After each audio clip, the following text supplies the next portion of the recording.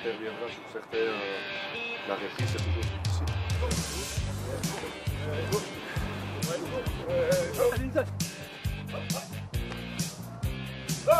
Dominique, touché.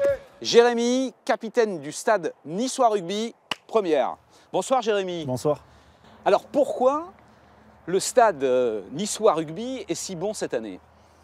Je pense que ça remonte surtout à un travail de 2 ans, depuis l'année dernière, avec une nouvelle équipe, un nouveau staff. On va dire que aussi on a peut-être la chance du premier, aussi par certains matchs.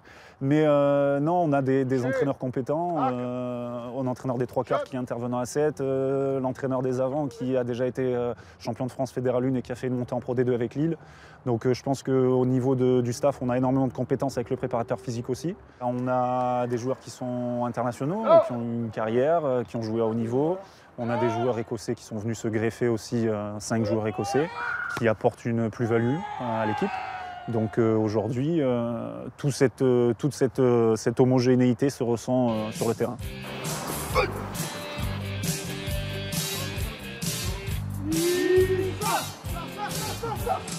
2018, vous êtes le premier invité de France 3 Côte d'Azur pour le Journal des Sports. Qu'est-ce qu'il faut vous souhaiter? De faire une très belle saison et d'avoir un rugby prospère vraiment à Nice, parce qu'il y a tout ce qu'il faut pour réussir.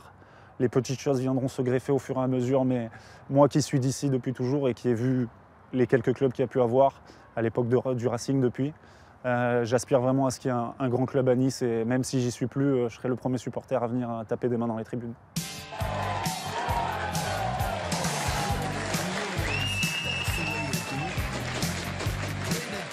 Qu'est-ce que vous diriez à un jeune qui nous regarde ce soir sur France 3 pour lui dire viens jouer au rugby avec nous? Qu'est-ce qui peut lui donner envie? Moi, je reste persuadé à titre personnel que j'aurais été un homme différent si j'avais pas joué au rugby.